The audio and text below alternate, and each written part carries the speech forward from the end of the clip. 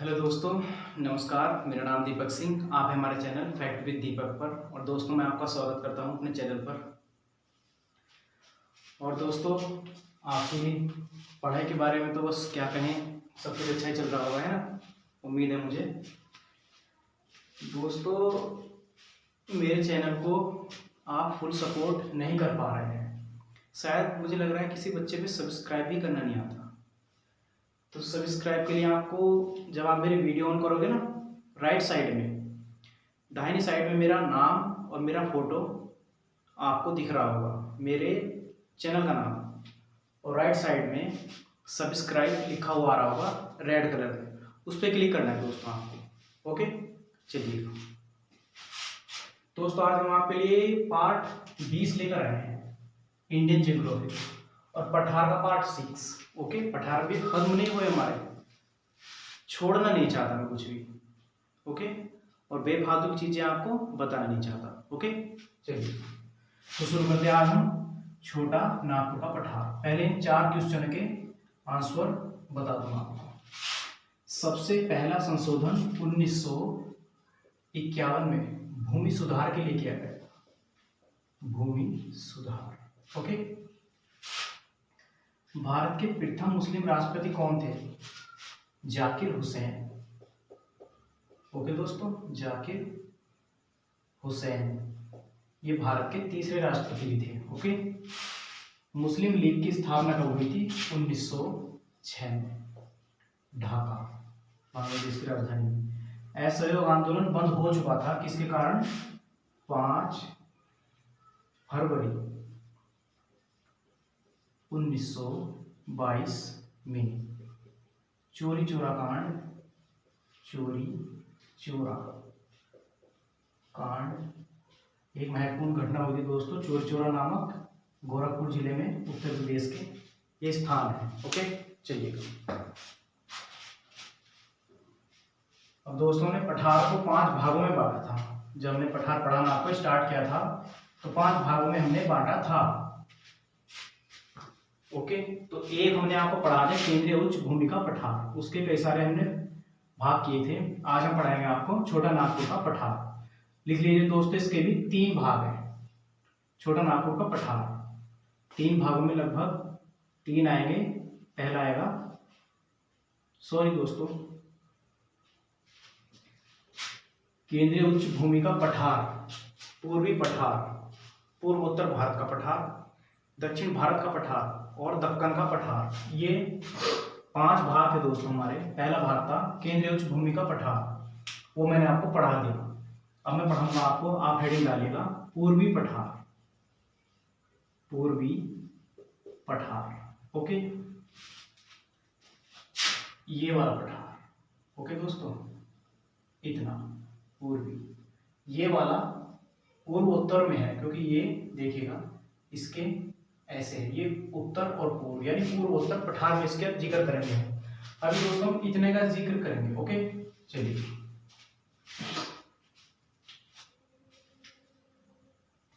तो दोस्तों इसके 3 भाग हैं। कितने भाग है दोस्तों? 3 भाग। पहला भाग आप डाल लीजिए दोस्तों, छोटा नागपुर का पठार। ओके, दूसरा डालेगा छत्तीसगढ़ का पठार। ओके, फिर तीसरा डालेगा दंडकारण्य का पठार। ओके, चलिए अब हम बताते हैं दोस्तों आपको, हम इसकी बात कर रहे हैं, छोटा नागपुर का पठार। Focus this place. ओके, यहाँ आप फोकस कीजिएगा। इसमें सबसे पहले लिखेगा कि छोटा नागपुर का पठार झारखंड तथा पश्चिम बंगाल में है। ओके, अब देखिएगा 2 राज्यों में है। इसके बीचों बीच से एक नदी निकलती है जिसका नाम है दामोदर नदी। दामोदर नदी इसके बीचों बीच से निकलती है। देखिए दोस्तों, यहां से निकलकर, ऐसे निकलकर और ऐसे पूर्व की ओर प्रवाहित हो जाती है। ओके, एक नदी दामोदर निकलकर पूर्व की ओर, इससे, इसके बीचों बीच से दामोदर नदी निकल पूर्व की ओर मेघना, सॉरी हुगली हुगली नदी में मिल जाती है यहाँ पर और अपना जल बंगाली खाड़ी को दे देती है। अब ये हुगली नदी कहाँ से आई दोस्तों? ये गंगा नदी है ना, तो हुगली एक तो धारा इसकी इधर को आ गई हुगली, एक इधर चली गई मेघना। हुगली और मेघना दो धाराओं में बढ़ जाती है हमारी गंगा नदी समुद्र में गिरने से पहले। ओके, तो हुगली नदी में मिल गई, सही है दोस्तों। और ये दामोदर नदी जो इसके बीचों बीच से निकली, इसने इस भाग को इस छोटा नागपुर पठार को दो भागों में बांट दिया। तो दोस्तों इसके जैसे नदी है ना ये वाली, इसके उत्तर का पठार क्या कहलाएगा, इसके नीचे का पठार क्या कहलाएगा? देखिएगा, दो भागों में बांट दिया तो उत्तर का पठार क्या कहलाएगा दोस्तों? उत्तर का पठार क्या कहलाएगा? हजारीबाग। हजारीबाग का पठार। ओके, और ये दक्षिण का जो है ये क्या कहलाएगा दोस्तों? दक्षिण का कहलाएगा आपका रांची। रांची का पठार। ओके, देखिएगा, समझिएगा।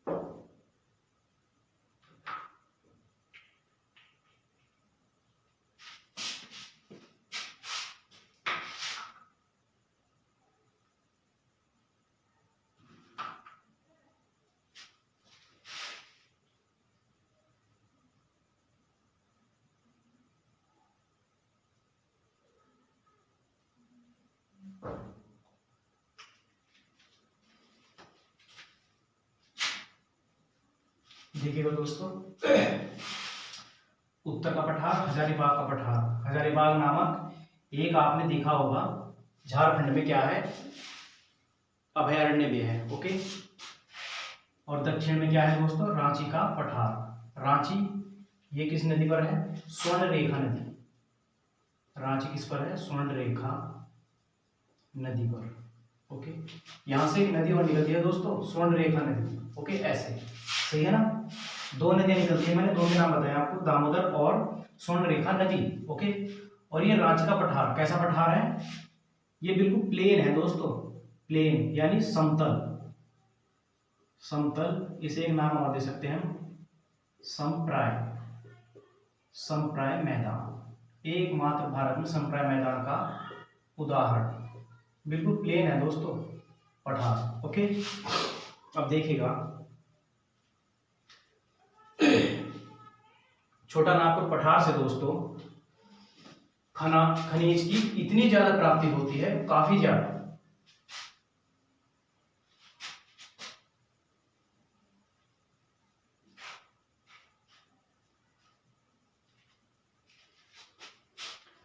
छोटा नागपुर पठार से खनिज की सर्वाधिक प्राप्ति होती है। ओके, मैं खनिज जब आपको पढ़ाऊंगा अच्छे से पढ़ाऊंगा, सही है दोस्तों। यहां से धात्विक तथा अधात्विक दोनों खनिजों की प्राप्ति होती है। ओके दोस्तों, यहां यूरेनियम तक भी पाया जाता है। यूरेनियम आपने देखा होगा, यूरेनियम यानी कहां पाया जाता है? जादूगोड़ा, झारखंड।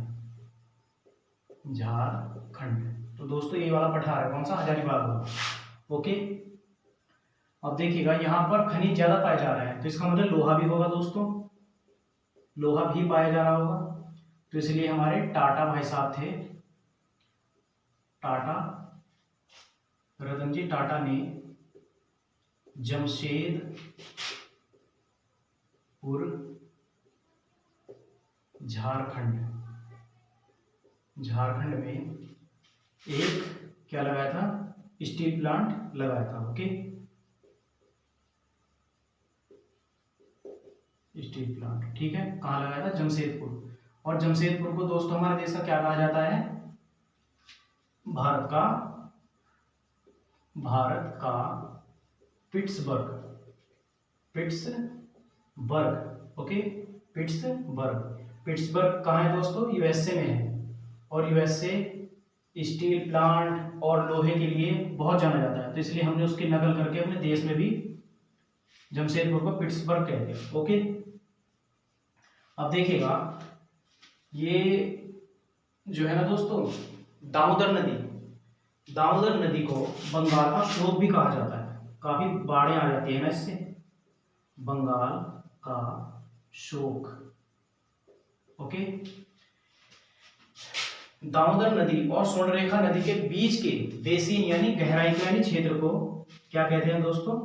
दोनों की रिक्त घाटी नहीं, बस दामोदर नदी ही रिक्त घाटी बनाती है। मैंने 3 नदी बताई ना दोस्तों कल आपको, नर्मदा, ताप्ती और दामोदर नदी। हमारे देश में कुल 3 नदी ही क्या बनाती है? रिक्त घाटी, भैंस घाटी, ओके। अब देखिएगा, दामोदर तथा स्वर्ण नदियों के बीच में जो क्षेत्र होता है,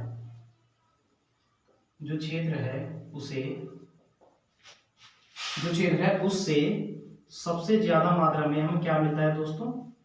कोयला, ओके। सर्वाधिक मात्रा में कोयला प्राप्त होता है, ओके। अब जो सबसे ज्यादा कोयला प्राप्त हो रहा है दोस्तों, तो हमें कहां से हो रहा है? दामोदर की नदी घाट से, या आप मान लेंगे कि छोटा नागपुर पठार से, ओके। चलिएगा, कोयला प्राप्त हो रहा है, ओके दोस्तों, कोयला प्राप्त हो रहा है। तो दोस्तों एक जर्मनी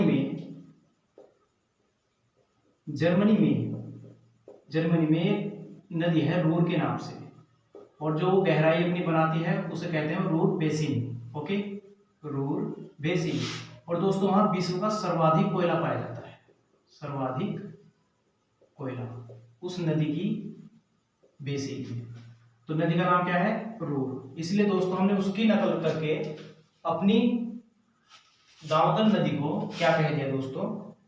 कि क्या है? हमारी भारत की रूर नदी है। रूर नदी कौन सी नदी है? दामोदर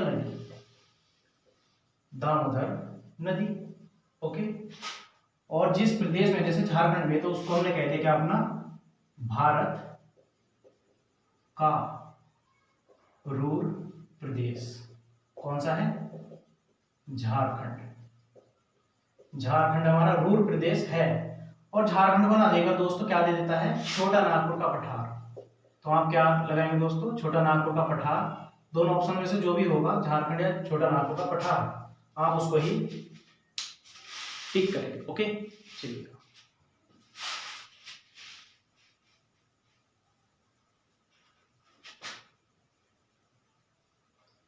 कहत सुनत आए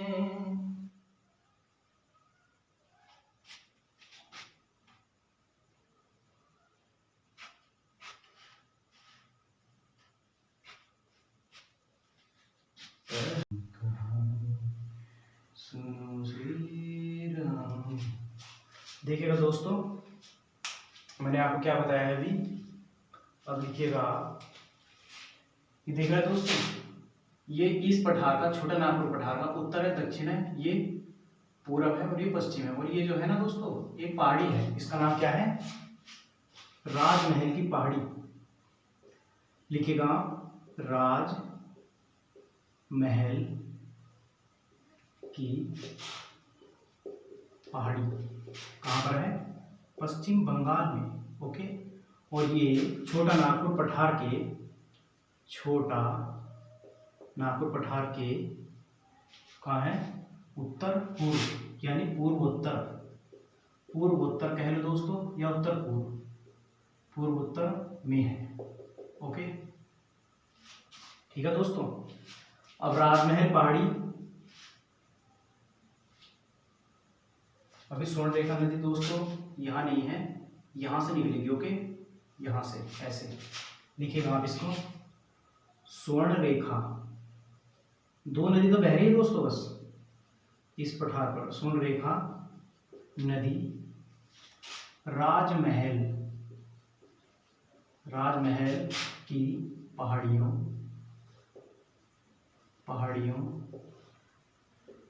से तथा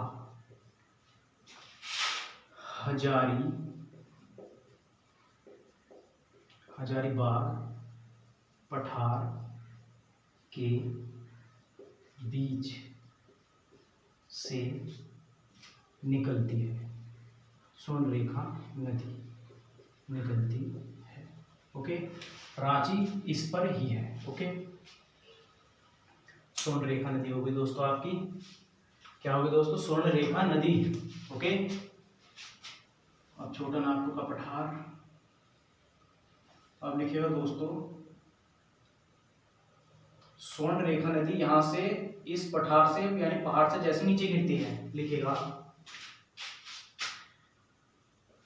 कोई भी नदी यदि किसी पठार पर या किसी पहाड़ पर बह रही हो और जैसे वो नीचे गिरेगी तो उसका गिरने को क्या कहेंगे, झरना। ओके, और झरने को एक नाम दिया जाता है जलप्रपात। जलप्रपात यानी बार बार गिरना जल का। ओके, तो क्या क्या है दोस्तों, हुंडरू,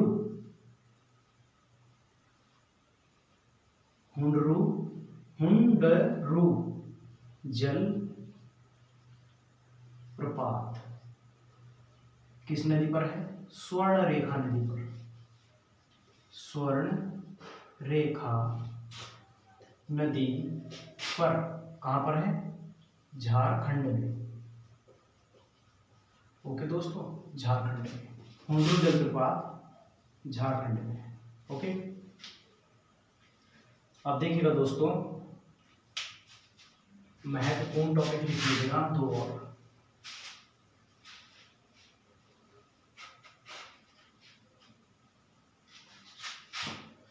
लिखिएगा, छोटा नागपुर पठार पर एक पहाड़ी है पारसनाथ, पारसनाथ पहाड़ी।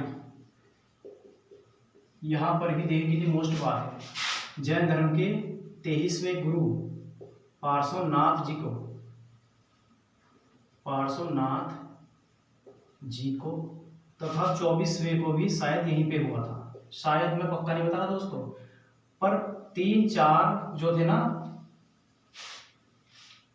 3-4 क्या बोलते थे इनको, तीर्थंकर।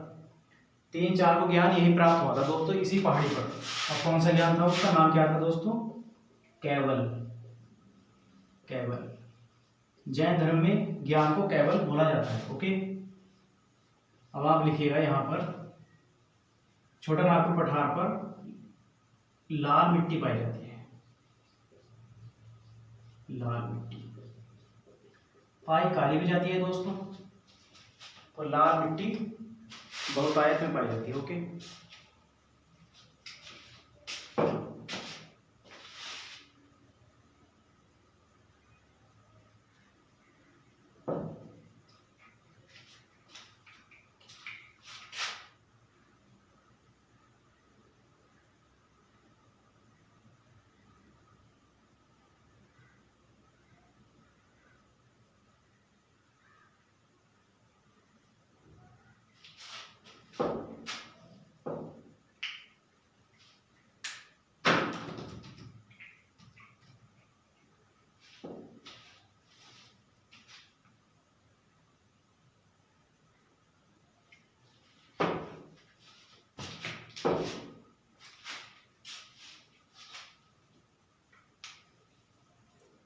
देखिएगा दोस्तों, ये आपका हो गया छोटा नागपुर का पठार। कल हम लेंगे आपका छत्तीसगढ़ का पठार। ओके, फिर लेंगे हम आपका दंडकारण्य का पठार। ओके, तो चलिए दोस्तों, आज हम इस क्लास को यहीं पे विराम देते हैं। काफी छोटी छोटी क्लासें बना रहा हूँ आपको। ओके, अब आप 4 क्वेश्चन लिख लीजिएगा दोस्तों, किसी भी सब्जेक्ट से। आप सारे क्वेश्चन के जवाब अच्छे से देते होंगे, मुझे पूरा यकीन है दोस्तों। अब आप लिखिएगा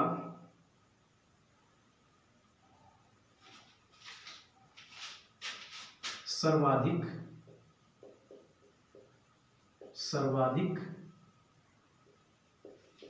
जल वाष्प की मात्रा किस कोयले में पाई जाती है? किस कोयले में पाई जाती है? पाई जाती है। ओके दोस्तों, क्वेश्चन नंबर 2 लिखिएगा। सबसे बेकार कोयला या निम्न कोटि का कोयला, सबसे बेकार कोयला कौन सा है? कौन सा है? ओके। नंबर 3 लिखिएगा,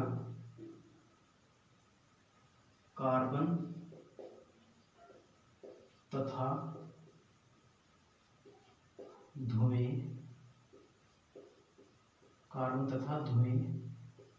का कैसा संबंध है? कार्बन तथा धुएं का कैसा संबंध है? नंबर 4 लिखिएगा दोस्तों आप, घरों में जलाने वाले कोयले का क्या नाम है? देखिएगा दोस्तों, सर्वाधिक जलवाष्प की मात्रा किस कोयले में पाई जाती है? सबसे बेकार कोयले का क्या नाम है? कार्बन तथा धुएं का कैसा संबंध है? घरों में जलाने वाले कोयले का क्या नाम है? कोयले से ही दे दिए मैंने आज आपको सारे क्वेश्चन। ओके, तो ठीक है दोस्तों, उम्मीद है मुझे आप वैसा ही कर रहे होंगे जैसा मैं चाह रहा हूँ। ओके, क्योंकि पढ़ाई तो मुझे और करनी है, अभी पेपर्स आ रहे हैं काफ़ी सारे, पर फिर भी आपके लिए मैं टाइम निकाल कर इतना छोटा वीडियो दे रहा हूँ आपको। ओके, चलिएगा दोस्तों, पढ़ते रहिएगा, मिलते हैं नेक्स्ट क्लास में, तब तक के लिए नमस्कार।